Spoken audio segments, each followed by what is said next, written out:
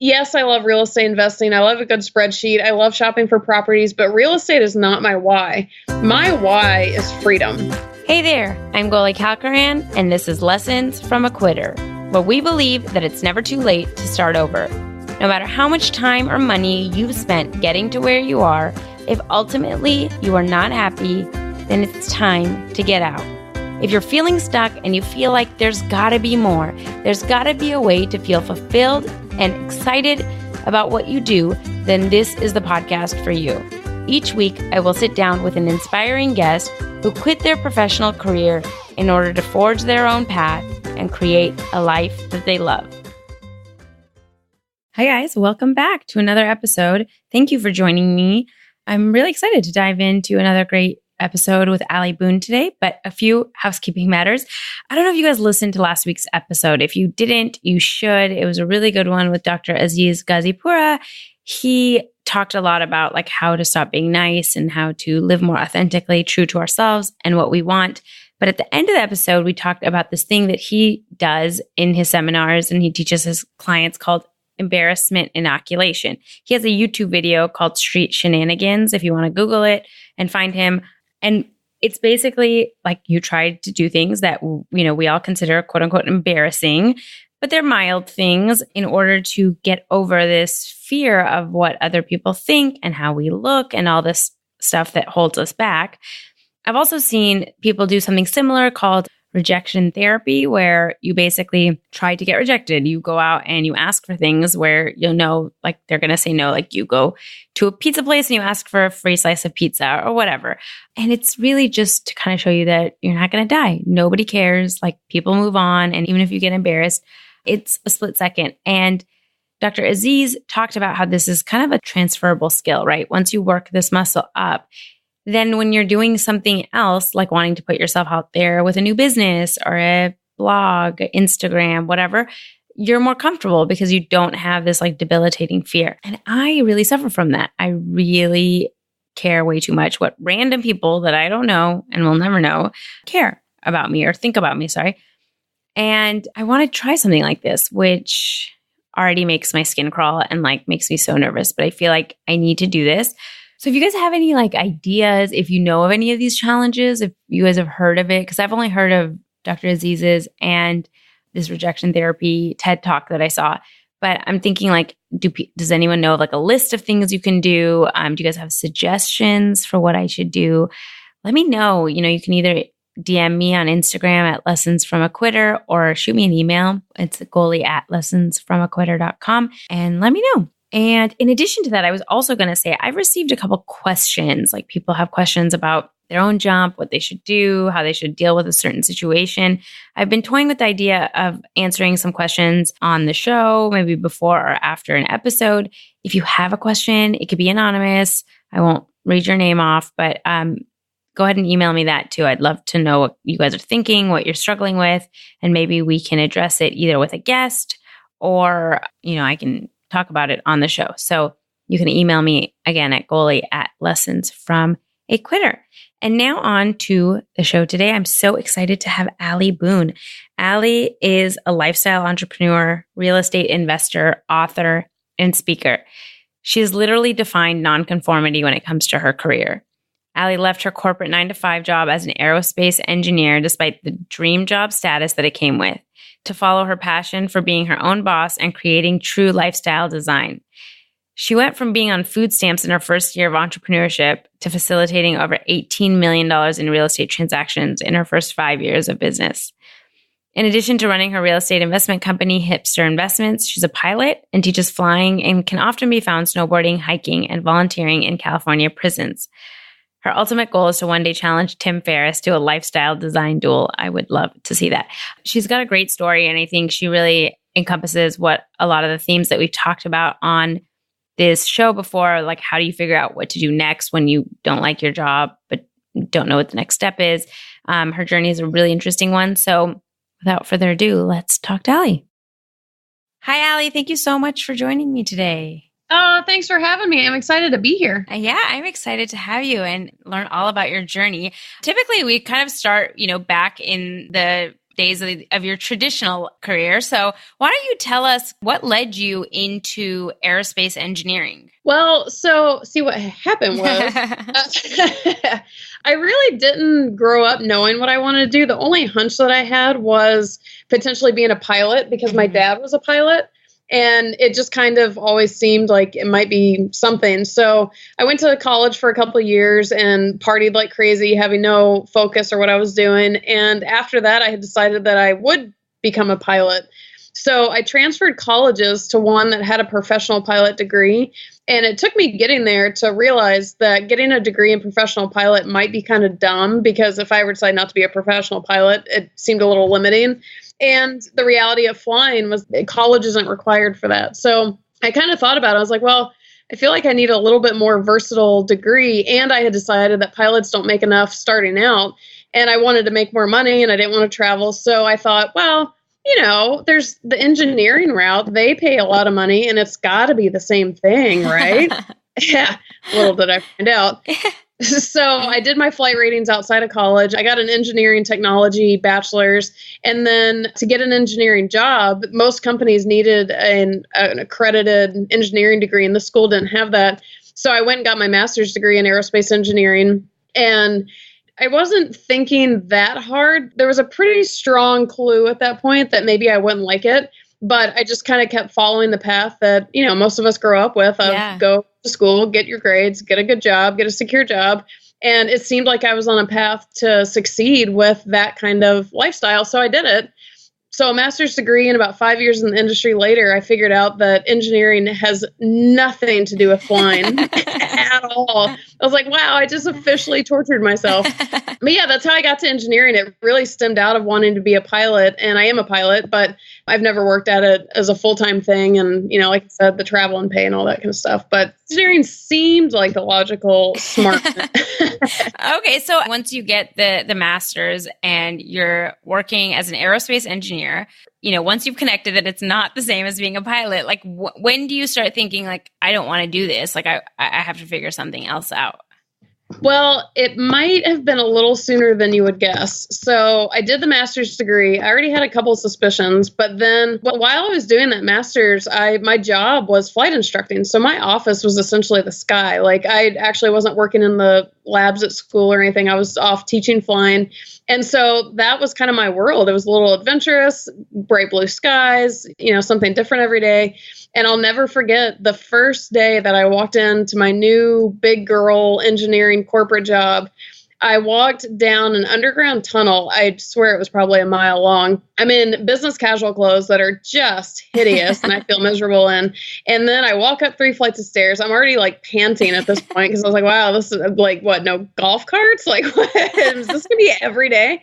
So, but I'm still kind of motivated, and I walk up the 3 flights of stairs and the person I was walking with points to my cubicle, and I turned the corner into this cubicle and all I saw was bare, drab, gray. I mean, in that moment, I hadn't even sat down. The minute I set my eyes on that cubicle, the first words in my head were, I've got to get out of here. And I mean, it truly felt like I felt my soul get sucked through my toes. Like it was gone. It was removed from my body.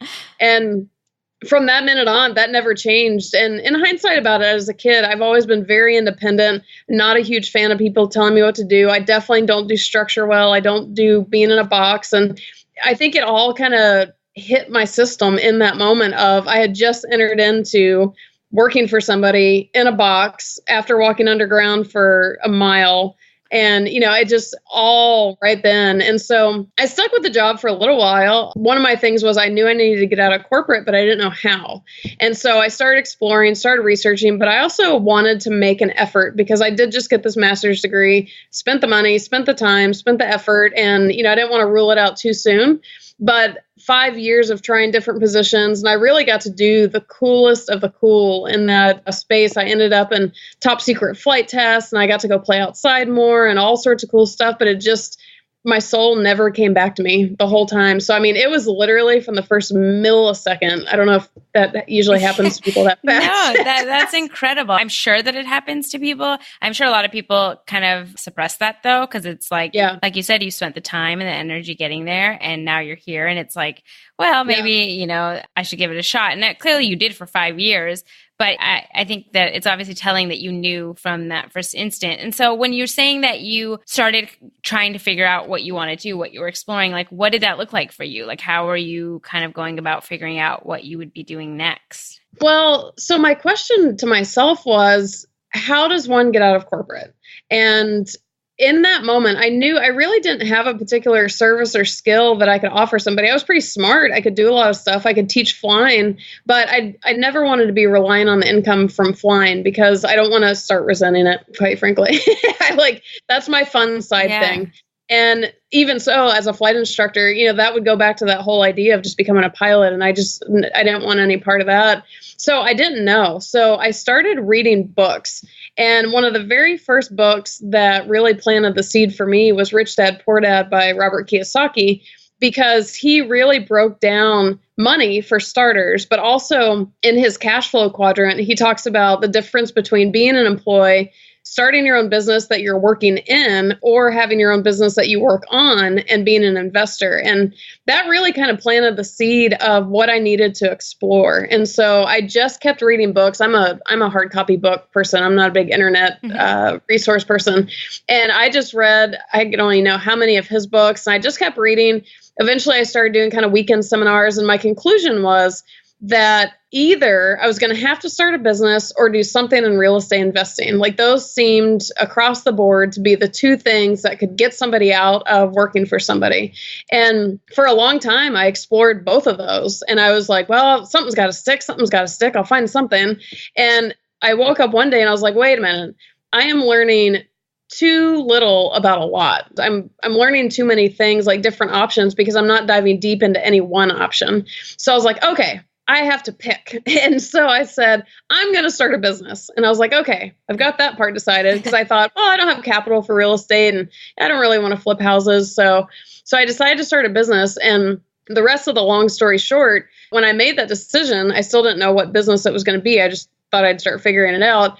And a couple of weeks later, ironically, a real estate investment kind of landed in my inbox, just total freak thing. And I thought, well, while I'm trying to get out of corporate, I still have a paycheck, I might as well do something smart with my money, because I'm not going to have this paycheck for long, because I'm getting out of here. And I ended up pursuing these investments, and one thing led to another. I made connections and all of that. And then the ironic part is that I ended up starting a real estate investing business. So that wasn't planned, but right. Yeah, so you combined the two things that you were saying, either real estate or business. I did. Yeah, I did not plan for that at all, but I was like, oh, isn't that funny? That's really interesting. I think that you actually touched upon a problem that a lot of people have. What keeps a lot of people stuck is when you don't know, you're kind of scattered and you're looking at everything. And we're so deathly afraid to make a decision, because what if it's quote unquote the wrong one, And like, I'm realizing now from everyone I talk to and my own situation that there is no wrong one, like you do it and then that will lead you to the next thing. So like, I think that it takes a lot of guts to just say, I'm going to do this. But I mean, were you scared that like, okay, maybe I'm going to start this business, but maybe this is the wrong decision for me. Like maybe I should be trying something else. Not really. I was a little bit scared of the process itself and not having my Friday paycheck, but I had a pretty strong knowing that I needed to be doing this for a couple of reasons. Number one, part of a lot of that 5 years of educating myself and learning different things and reading different books, half of that was kind of learning logistics and teaching myself those types of things. But a lot of it was mindset. And that I feel like was almost arguably the bigger preparation, because, the mindset played into that. So going into the leap that I took, I already was prepped for that mindset. Like I knew I had to do it. I knew what could come of it. Like, to me, there was no option. We're diving in. We're leaving the floaties up the side of the pool and we're just diving in. But I think another thing that I really think could be helpful for people is, and I know not everybody who has started a successful business did it this way, but something that really helped me was in that 5 years of exploring, like people ask me all the time, how did I find real estate investing? Like, how did I get into that? And I always say, I really didn't find it. It found me. It really kind of ended up in my lap. And I hesitate to say that because it sounds like I did no work for it. I did a ton of work, but it happened very organically. Like I wasn't planning to have a real estate investing company. I just, I was just kind of following the things that presented themselves while I did all this work trying to figure out what I was going to do. And because of the way it laid itself out, like I started investing in the properties and I met all these really cool people. Well, then I was so stinking excited about the investments I was making that I was telling everybody who would listen. Well, they all got curious and they were like, wait, I want to invest. And what are you doing? How are you not swinging hammers? And so I would tell them, I was like, oh man, this is a really cool thing. And it's so fun. And like, you got to work at this company and blah, blah, blah. And people started buying, like my cousin bought a property, my mom's friend bought a property, and it was going already. And then all of a sudden my contacts said, listen, you're already sending people to us. If you'll go get your real estate license, we can start legally paying you referral fees. And I thought, funny, I didn't put the pieces together yet. I thought, oh, well, that'll be a good, fun side income. I might as well build up my bank account while I figure out my way out of corporate. Honestly, not putting two and two together. And so then I did that and I started making money. And then I woke up one day and I was like, wait a minute. If normal real estate agents can make a living doing this and I have to do way less work per client and I make the same amount they do, could I do this? And that's when it was like, ding, ding, ding. Right. And so it was a very organic type of thing. And I think that helped a lot with my confidence because I wasn't trying to force this to happen. I wasn't trying to make it happen. I always tell people I had 173 business ideas and only one of them worked. And it was this one. And the difference was that with the rest of them, I was always coming up with the end game and trying to plan backwards. And I was trying to make this thing happen. And to this day, I don't know where my company is going to go because I still don't know the end game. Right. And so it was a very reverse type of process. And so I say that whole little rambling to say that, when you start following what comes naturally to you and you take the time to kind of explore and try and figure out what starts happening for you organically, I'm a big believer. If you set the intention and you work for it, something's going to present itself. Right. I have no doubt about that. And so I feel like it was so obvious to me how clear this was, that this is where I was going, that really helped with the fear and the leap and the confidence, not to say I didn't still go through the whole roller coaster of it, but it made a big difference for sure. Oh my God. I love what you just said so much because one of the things, that comes up constantly and for obvious reasons is the fact that it's all mindset. And I think that that's sort of what we're trying to get across in this podcast for anybody that's stuck or whatever, is that like, it's not knowing how to run a business. It's not all these logistics. It's literally just getting out of your own way and that like fear that stops you and stuff. And so what I like to say to people, I think a lot of times we want something now, but like the time is going to pass, and I see a lot of people that are stuck in their careers and they kind of throw up their hands of like, I don't know what else I would do. And then they continue toiling away. And I'm like, okay, well, instead of thinking like in the next year, you don't know what to do, like start, exactly what you said, like start following your curiosity, start looking into things. And, you're talking about, you did over 5 years, you read these books and you changed that mindset. And that is the perfect way of doing it because it takes so long for you to shift a mindset that you've been conditioned for, your whole life, like do it the safe way and have a job and whatever. It takes a long time to like deprogram that. And so I love that you said that. When you follow your curiosities, like you were saying, you kept looking into real estate. So there's something about real estate that interested you, like somebody else may have not liked it. And so that even if they got that real estate investment email in their inbox, like it wouldn't have been something that sparked something in them. But I think, we focus so much on passion and it's like this really overwhelming thing to think of, like finding some like a God-given passion that you have to pursue, as opposed to saying like, what do I find interesting? Like, what do I want to look into? Like, what gets me excited? And then once you follow that, like you said, there's tons of opportunities out there and they'll start presenting themselves because you're looking for them. Exactly. And I love what you say about the mindset because, what's the statistic? Like 95% of small businesses fail in the first 5 years or whatever that obnoxious statistic is. But I think so much of that is, I tell people all the time, starting the business and the logistics of it and all of that is one part of it. But I don't think that's the difficult part. I mean, for anyone who's interested in entrepreneurship probably has it in them to be able to do that kind of stuff to some degree or, whatever. But, they don't call it the entrepreneurial roller coaster for nothing. And I really believe that you're tested. Like, I think you've got to go broke and you've got to starve and wonder where your next paycheck's coming from. You've got to do the ups and downs of the roller coaster. You have to, not to say every entrepreneur has done it, but I would think, unless you've just had everything gifted to you, I feel like most everyone goes through it. And I really think it's a rite of passage. And I was so grateful to have learned all of those things before I went through it. It didn't downplay the severity of it. Like, it is a really big bummer of a feeling to not know if you're going to pay rent next month. Right. It really can get you to the core. But I had read enough books and heard from enough successful people that it's part of the game. That's all I would ever tell myself is I'm on the right track because I'm being tested. And I feel like it's almost like you have to prove yourself like, oh, I want this so bad that I'm sticking this out. I'm not quitting. And I feel like the more and more you do that, that's really where you earn your stripes. And the business stuff and all that, like, especially if you're not super business minded, you may need some help with that and you should get help and, all those things. But if your mindset's not there, right. I mean, it's all, to me, mindset hacking is my jam. Like, I actually have my first book with a publisher right now. It's a real estate investing book, but that's just to get me started. But it's, I don't know if I should say the name. It's not released yet, but it's not a how-to guide for real estate investing, which most books are. It's all mindset. It's like, what are all the things that they don't explain to you when you're looking into real estate? And so that's really, that's my passion, is coming from the mindset hacking side of this whole equation. And,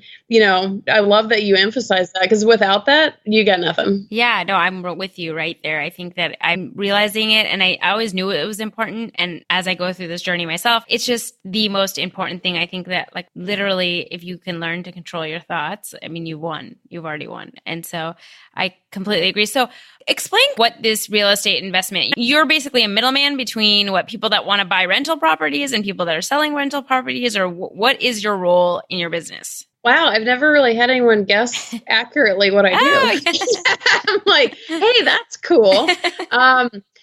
So like I said, it all started because I was buying a particular kind of rental property. In this case, it's turnkey rental properties, which means the property's already ready for you. It doesn't need rehab. It's already got tenants. It has property management on standby.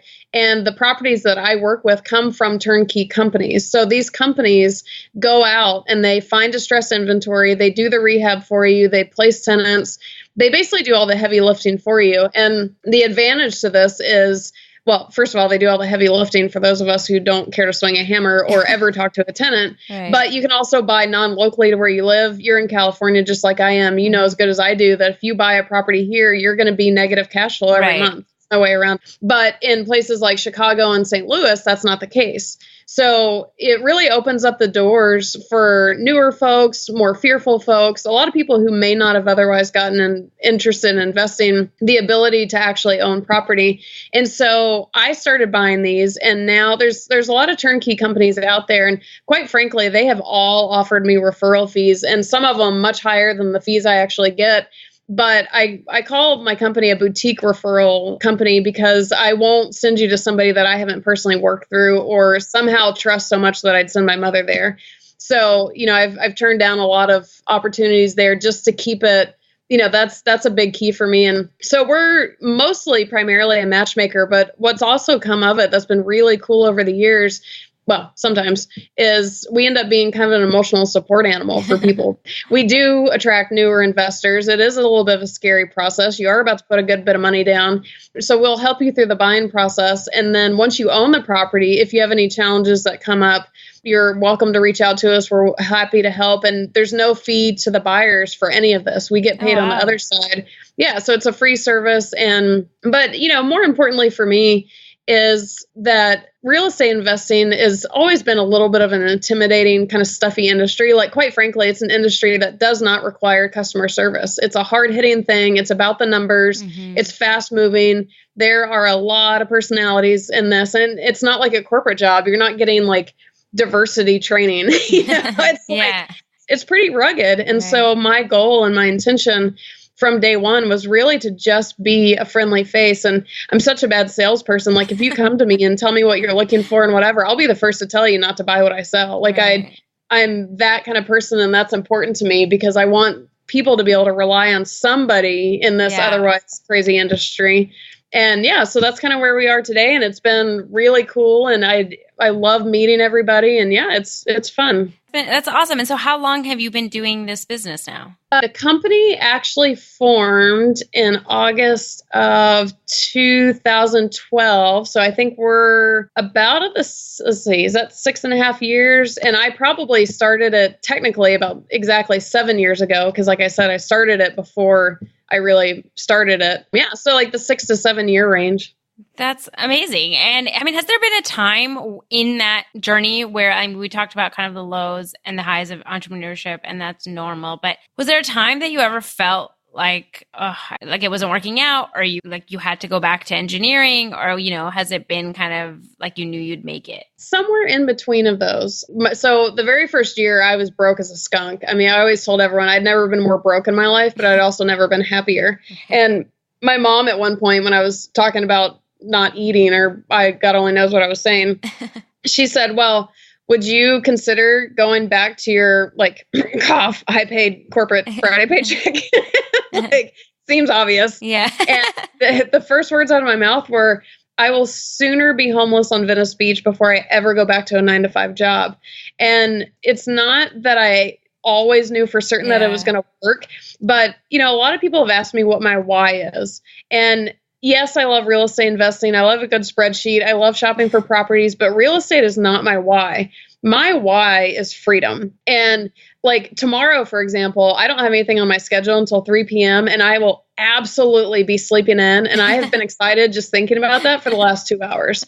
And honestly, most mornings I wake up when my body wants to wake up. And, it's the small things like that. Right. Like, I go skipping off to ski trips, or I go travel. I do all this cool stuff because of this freedom, but there's some little freedoms in there that are really powerful, like sleeping in. And so I say that to say my why is so loud in my head that I can't go back to those things. And it actually is kind of frustrating sometimes because, as with any company, I have highs and lows. And sometimes it just seems like it would be easier to go back to that paycheck. But my why is so loud, it's honestly not an option for me. And that can be frustrating because it's like, I can't go do that, but I've got to figure something else out and, whatever. So I think finding your why is important because you may need it to carry you through. But if your why is as loud as mine is, it's, this whole time I've felt like I haven't had an option, and which is annoying, but it's also very rewarding. Yeah, I love that. And I think a lot of people that do take that jump, and once you experience that, it does make going back almost impossible because it's just the little freedoms. It's being able to go to a doctor's appointment when you need to, or, see your kid when you need to. And it's hard to go back to someone controlling your time like that. So I totally understand. And I basically burned all of my business casual clothes. When I'm in gym clothes, I'm dressed up because I'm not in pajamas. You're like, well, now there's no going back because I don't have any clothes. I am not going shopping again. Not happening. Well, that's incredible. And so where do you see your business going from here? Is it like you guys are, for the foreseeable future, just focusing on turnkey rental properties? Yeah, for now we are. And the reason being, I'm such a fan of passive income. Like that's my jam. That's where the freedom comes in. And turnkeys fit right into that whole motto. And even if we don't talk about lifestyle or freedom or whatever in the company, which we kind of do sometimes, but not all the time, that's important to me. Like I'm not going to suddenly go promote something that goes completely against everything I'm trying to do. Company-wise, what we're trying to do right now, because all of these years, all of our income has come from properties. And to be totally honest, I'm about to go on a loop of the entrepreneurial roller coaster again because the real estate market's turning. Right. And fewer people are buying. And that's the first time it's really happened since I started the business. And I thought, if all of my income is reliant on real estate sales and real estate sales are dropping, well, this could be problematic. Right. So we've really been trying to look at, what can we offer people? And education is really what keeps coming up. And like I said, I have my first book coming out. It's a real estate investing book. And I'm really just exploring, I don't know if we're going to do an online course. I really want to get more information out to people and have that in conjunction with the sales. Because a lot of real estate people, if you go to the Rich Dad seminars or whatever, a lot of companies sell you education. And I don't mind selling people education, but I feel better about doing it if I can actually offer you properties on the other end of it. I don't want a company that makes all of its money just from selling you a pipe dream. Like we can actually help you buy a property, and here's all the information leading up to it. So that's on the company side. And then what's been really exciting is my personal brand is starting to come out more. Like, we're doing this podcast right now, and I'm a corporate dropout, and people are really craving that kind of ability. And so I've been asked to speak a lot more about that kind of stuff. And I'm really kind of pursuing that side because I love talking about it. Like I said, real estate, it's great. I love it, but that's not my passion. But lifestyle design is, passive income. How can you do it? How can you leave the job you hate? That kind of stuff. So we're kind of playing with that a little bit to see where that might go also. That's awesome. And you do talk a lot about like you yourself, you're like remote, what is it called? Location independent, right? You can work from anywhere. It's not like your company is headquartered somewhere. That's so key. Like my mentor who helped me with all of this, he was already doing this. And I looked at him and when I first met him and I was like, excuse me, how I'm like pointing at him. I'm like, how's this happening? I need your life. What, can you tell me everything? And he has been traveling the world literally for the last 4 years. He is in a new country every month, and anytime we're in contact, I literally have no idea where in the world he is. And I have no idea what even time zone he's in, but it's for the exact same reason. He intentionally set his company up so that he could be location independent. He literally only needs his laptop to work. And following that for myself, I've done the exact same thing. Like a couple of weeks ago, Mammoth, the big snow skiing place, had a big storm. And I was like, well, obviously I have to go skiing. And so I packed me and my dog and my laptop up and I went skiing during the day.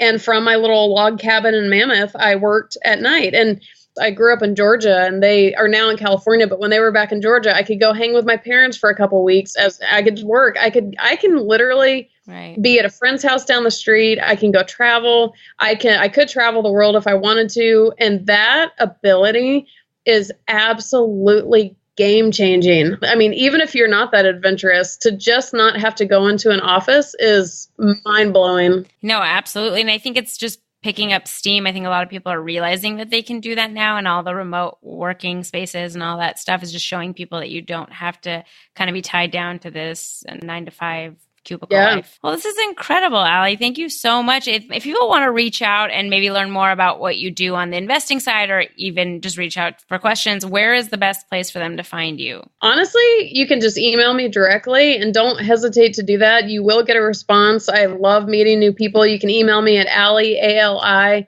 at aliboone.com, ALIBOONE.com. My company's name is Hipster Investments. You can go to hipsterinvestments.com. Sign up for the newsletter there so check this out. I just got my first Facebook page ever about a month ago. So now I can actually say, go find me on Facebook, and I have a profile and a page, whatever that means. I have no idea, but you can connect with me there. I am on there, and then Instagram and Twitter. Once you find me in one spot, you'll find me kind of everywhere, but seriously, reach out and tell me you found me on this podcast so I can give props. But like I said, I'm really at the point where I'm trying to figure out what people want to know. So if you have questions, absolutely shoot them over. Like that'd be so helpful for me because, my goal is to help other folks. So I want to know how I can do that. And I'd love to hear from everybody. That's wonderful. I will link to all that in the show notes in case people can't write it down right now.